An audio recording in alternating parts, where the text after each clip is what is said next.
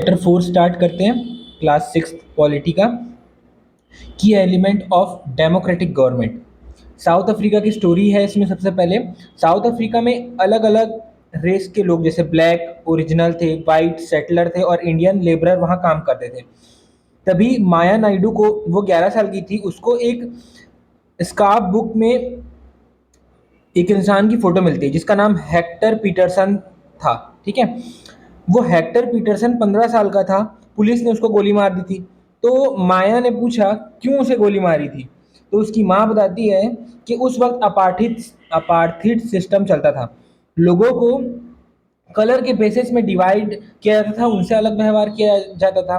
अपार्थीज law क्या था? Black और वाइट लोगों को एक साथ नहीं रह सकते थे। ना ही एक हॉस्पिटल का इस्तेमाल, एक ही हॉस्पिटल में जा सकते थे, ना एक बस, ना एक ट्रेन, ना एक पार्क का यूज कर सकते थे। एम्बुलेंस भी अलग अलग थी। वाइट की एम्बुलेंस अच्छी थी, ब्लैक की एम्बुलेंस खराब थी, वेल मैनेज नहीं थी। नॉन वाइट को वोट राइट भी नहीं था और उन्हें सबसे खराब जमीन दी जाती थी, मतलब उनको जमीन वगैरह भी अच्छी नहीं दी जाती थी। हेक्टर और क्लासमेट हेक्टर और उसके क्लासमेट प्रोटेस्ट करते हैं कि वो अपनी लैंग्वेज जुलू को पढ़ना चाहते हैं, पर उन्हें ज़बरदस्ती अफ्रीकन वाइट लोगों की लैंग्वेज पढ़ाई जा रही थी। तो उसके लिए वो लोग प्रोटेस्ट करते हैं। पुलिस ने स्टूडेंट पर गोली चलाई, जिसमें हेक्टर की 16 जून 1976 में उसकी मौत हो गई। नेल्सन मंडेला और एएनसी अफ्रीकन नेशनल कांग्रेस ने अपार्थीड सिस्टम के खिलाफ लड़ाई लड़ी और उसे खत्म किया। 1994 में साउथ अफ्रीका में डेमोक्रेसी आई और सब रेस इक्वल हो गए, है ना। डेमोक्रेसी आई 1994 में और सब के सब इक्वल हो गए। हेक्टर और क्लासमेट का प्रोटेस्ट क्यों प्रोटेस्ट क्या प्रोटेस्ट कर रहे थे? अफ्रीकन लैंग्वेज पढ़ाने के लिए प्रोटेस्ट कर रहे थे।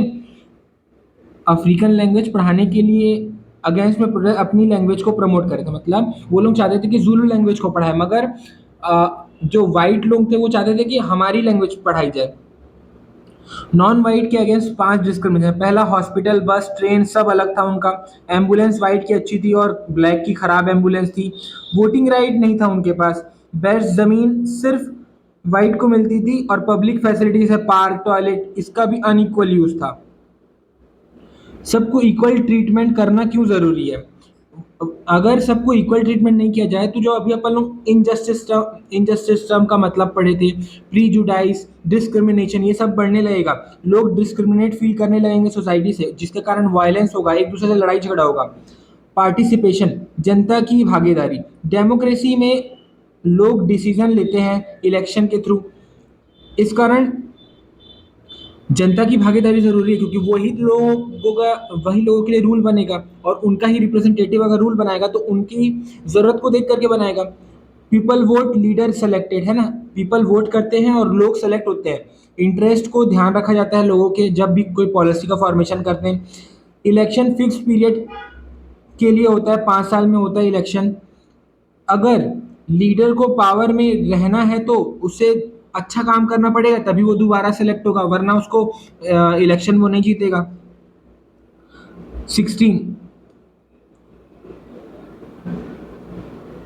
और जब कोई इलेक्शन में पार्टिसिपेट करता है, वो अपना रिप्रेजेंटेटिव इलेक्ट करता है, तो उसको पावर का एहसास होता है कि वो एक सिस्टम का पार्ट है गवर्नमेंट का और उसको कंट्रोल कर सकता है। और ये लिमिट कराती है ऑटोनॉमस यूज ऑफ पावर को गवर्नमेंट के। इलेक्शन के अलावा और भी तरीके होते हैं पार्टिसिपेट करने के, जैसे रैलीज, स्ट्राइक्स, सिग्नेचर कैंपेन, बिल्कुल होते हैं ना, कि और भी तरीके से आप इलेक्शन में पार्टिसिपेट कर सकते हैं। 2005 में इलेक्ट्रिसिटी चार्ज बढ़ा, लोगों ने प्रोटेस्ट किया, गवर्नमेंट ने डिसीजन वापस ले लिया। 2005 में जब इलेक्ट्रिसिटी का दाम बढ़ गया था, लोगों ने प्रोटेस्ट किया उसके अगेंस्ट और वापस से इलेक्ट्रिसिटी का दाम घट गया। अभी जैसे हम एग्जांपल देख सकते हैं, जैसे फार्म बिल के खिलाफ फार्मर ने प्रोटेस्ट किया, उसके बाद जो फार्म बिल वापस ले लिया गया। मीडिया, न्यूज़पेपर, ये लोग भी लोगों की आवाज़ बनते हैं। सोशल मीडिया, सोशल मूवमेंट हो गए, दलित, आदिवासी, वुमेन, माइनॉरिटी भी अपने राइट के लिए ऑर्गेनाइज होते हैं। मतलब वो लोग प्रोटेस्ट करते हैं मिलजुल के, किसी बात को, किसी मुद्दे को रखते हैं गवर्नमेंट के सामने कि हमें ये दिक्कत है, तो फिर उनके हित में एक्शन लिया जाता है।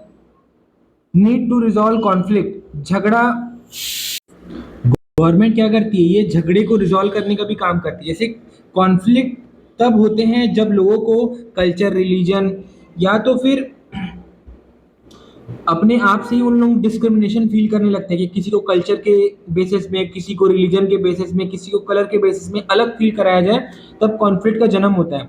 अगर कॉन्फ्लिक्ट वायलेट हो जाए तो लोगों में डर का माहौल आ जाता है, मतलब वायलेंस होना शुरू हो जाता है, तो डर का माहौल आ जाता है।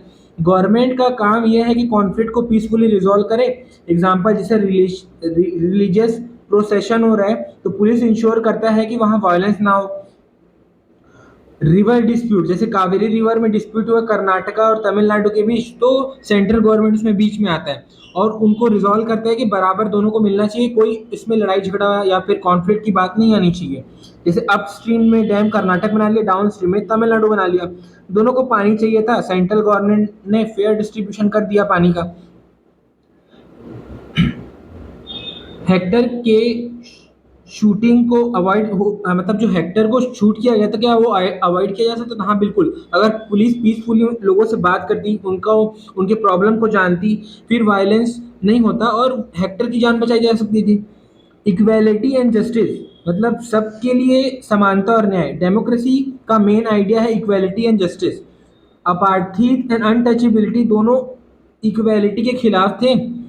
अनटचेबिलिटी, दलित को स्कूल, ट्रांसपोर्ट, टेम्पल का यूज नहीं करने देती थी।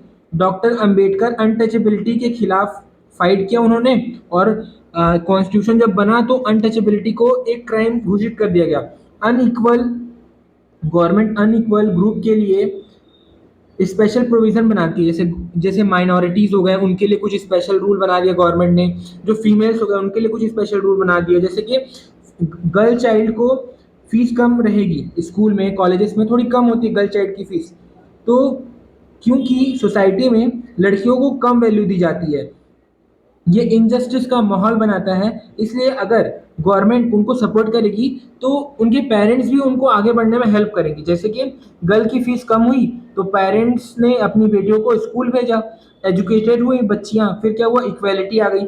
समरी, एकदम शॉर्ट में इसको बताता हूँ आप लोगों को। डेमोक्रेसी के लिए एलिमेंट क्या क्या जरूरी है? पहला, पार्टिसिपेशन, जो लोग हैं उनका पार्टिसिपेशन होना चाहिए। कॉन्फ्लिक्ट रिजोल्यूशन होना चाहिए, मतलब जो भी कॉन्फ्लिक्ट का कारण है, रिलीजन, रेस, कास्ट और कलर, उसको रिजॉल्व करना चाहिए गवर्नमेंट को। इक्वालिटी और जस्टिस लानी चाहिए सोसाइटी में।